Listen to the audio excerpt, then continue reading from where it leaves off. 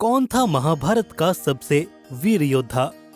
दोस्तों, महाभारत का महाप्रलयकारी युद्ध जो कि कौरवों और पांडवों के मध्य हुआ था, धर्म की स्थापना के लिए लड़े गए इस युद्ध में पांडवों की विजय हुई थी। पांडवों के ऊपर भगवान नारायण का सबसे बड़ा हाथ था। इस युद्ध में भगवान श्री कृष्ण ने भी पांडवों का समर्थन तभी किया था क्योंकि पांडवों ने धर्म के मार्ग को अपने संपूर्ण जीवन में नहीं त्यागा था। इसीलिए संपूर्ण सृष्टि के कल्याण हेतु भगवान श्री कृष्ण ने पांडवों का समर्थन किया था।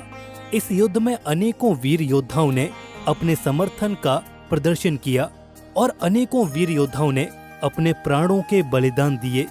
दोस्तों, ऐसा भी कहा जाता है कि महाभारत के युद्ध में पांडवों की तरफ से अर्जुन और भीम सबसे शक्तिशाली योद्धा थे। उन्होंने अपने सामर्थ्य के बलबूते पर अनेकों कौरव महारथियों को खदेड़ कर रख दिया था। दोस्तों, आज की इस रहस्यमयी और ज्ञान से भरी वीडियो में हम आपको ऐसे पांडव योद्धाओं के बारे में बताने वाले हैं जो कि भीम और अर्जुन से भी ज्यादा शक्तिशाली थे, किंतु उनका वर्णन महाभारत काल में काफी कम मिलता है।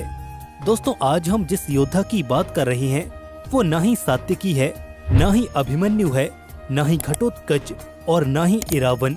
वास्तव में हम जिस योद्धा के बारे में बात कर रहे हैं वो इन योद्धाओं से भी कहीं ज्यादा शक्तिशाली है। तो दोस्तों, कौन था वो महान योद्धा?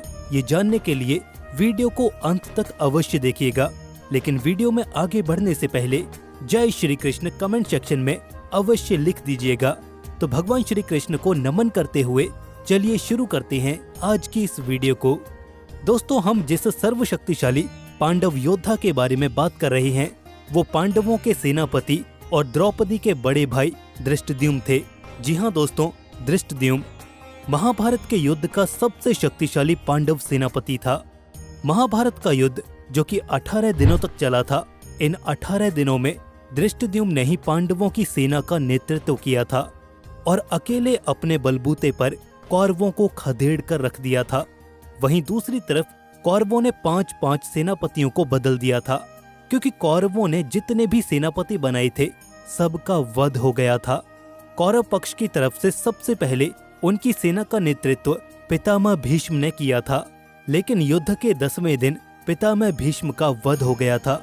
पितामह भीष्म के शैया पर लेटने के बाद कौरवों का सेनापति गुरु द्रोणाचार्य को बनाया गया था, जिनकी मृत्यु युद्ध के 15वें दिन धृष्टद्युम्न के हाथों हो गई थी। लेकिन दोस्तों, ये कहानी अभी खत्म नहीं हुई थी। धृष्टद्युम्न के हाथों गुरु द्रोणाचार्य की मृत्यु पहले से ही निश्चित हो गई थी। जी हाँ दोस्तों, ये कहानी धृष्टद्युम्न के जन्म के पूर्व की है। कहते हैं कि द्रोणाचार्य और द्रुपद बचपन से मित्र थे। दोनों ने साथ में ही शिक्षा ग्रहण की थी, लेकिन एक बार द्रोणाचार्य की आर्थिक स्थिति बहुत ही ज्यादा खराब हो गई थी। अब उनके घर में खाने के लाले पड़ने लगे थे। वे अपनी पत्नी और बच्चों का भरण पोषण नहीं कर पा रहे थे। द्रोणाचार्य स्वाभिमानी थे, लेकिन उनके बच्चे अश्वत्थामा की दरिद्रता उनसे सहन नहीं हो पा रही थी। इसीलिए उन्होंने अपने बचपन के दोस्त द्रुपद से मदद मांगने की ठानी। द्रुपद उस समय पांचाल देश के राजा बन चुके थे। द्रोणाचार्य अपने मित्र से मिलने पांचाल देश पहुंच गए। जैसे ही वे महल में पहुंचे तो राजा द्रुपद ने उन्हें पहचानने से ही इनकार कर दिया। द्रोणाचार्य ने उन्हें बचपन के सारे किस्से बताए, लेकिन फिर भी द्रुपद ने कहा कि एक राजा और गरीब ब्राह्मण कभी मित्र हो ही नहीं सकते। पांचाल नरेश द्रुपद की इन बातों को सुनकर द्रोणाचार्य को काफी दुख पहुंचा। द्रोणाचार्य अपमान का घूंट पीकर वहां से चले गए, मगर उनके मन में बदले की भावना उत्पन्न हो गई। इसके बाद वे कुरुदेश आ गए और कौरव पांडवों को शिक्षा देने लगे। शिक्षा पूर्ण होने के बाद गुरु द्रोणाचार्य ने अर्जुन को गुरु दक्षिणा देने के लिए कहा। द्रोणाचार्य ने गुरु दक्षिणा में पांचाल राज्य पर आक्रमण करके द्रुपद को बंदी बनाकर उसके सामने लाने की मांग की, जिसके बाद अर्जुन के नेतृत्व में पांडव और कौरवों ने पांचाल पर आक्रमण किया और द्रुपद की सेना को हराकर उन्हें बंदी बना लिया। फिर वे द्रुपद को द्रोणाचार्य के समक्ष लेकर आ गए। द्रोणाचार्य ने अपने अपमान का बदला ले लिया। हालांकि द्रोणाचार्य चाहते तो द्रुपद को हमेशा के लिए बंदी बना देते या जंगल में छोड़ देते, मगर उन्होंने ऐसा नहीं किया। उन्होंने आधा राज्य अपने पास रख लिया और आधा राज्य द्रुपद को वापस दे दिया। द्रुपद के पास आधा राज्य तो वापस आ गया, लेकिन वे प्रजा के सामने मुंह दिखाने लायक नहीं रहे थे। मगर अब राजा द्रुपद के मन में बदले की भावना आ गई थी। द्रोणाचार्य को कुरु राजवंश का समर्थन था, इसलिए वो उनका बाल भी बांका नहीं कर सकते थे। कहते हैं कि द्रोणाचार्य का काट ढूंढने के लिए उन्होंने एक महायज्ञ करवाया था। इसी यज्ञ की अग्नि से एक तेजस्वी बालक का जन्म हुआ और उसका नाम धृष्टद्युम्न रखा गया। कहा गया कि द्रोणाचार्य धृष्टद्युम्न के हाथों ही मारे जाएंगे। इसके बाद महाभारत के युद्ध में द्रोणाचार्य कौरवों की तरफ से लड़े और द्रुपद ने पांडवों का साथ दिया। लेकिन गुरु द्रोणाचार्य का वध करना आसान नहीं था। पितामह भीष्म के बाद जब गुरु द्रोणाचार्य को कौरवों का सेनापति नियुक्त किया गया, तब गुरु द्रोणाचार्य ने पांडवों की सेना में खलबली मचा दी थी। गुरु द्रोणाचार्य का सामना जब पांडवों से होता है तो पांडव अपने गुरु द्रोणाचार्य का बाल भी बांका नहीं कर पा रहे थे। तब भगवान श्री कृष्ण की सूझबूझ और उनकी सहायता से पांडवों ने अश्वत्थामा की मृत्यु की झूठी खबर फैलाई।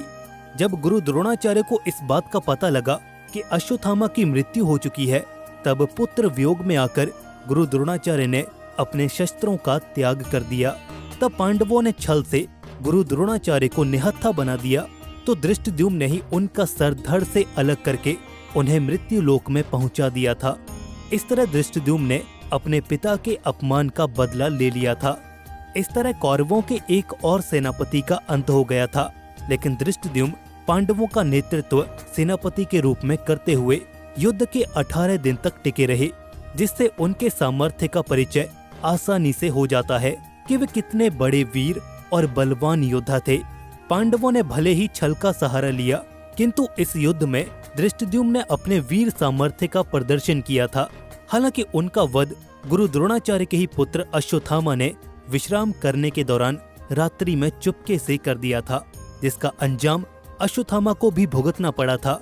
वो आज भी भगवान श्री कृष्ण द्वारा दिए गए श्राप की वजह से पीड़ित हैं और जगह जगह भटक रहे हैं।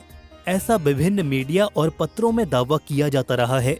दोस्तों, इस वीडियो में हमने जाना महाभारत के महायुद्ध में पांडवों का समर्थन करने वाले सबसे वीर योद्धा के परिचय को।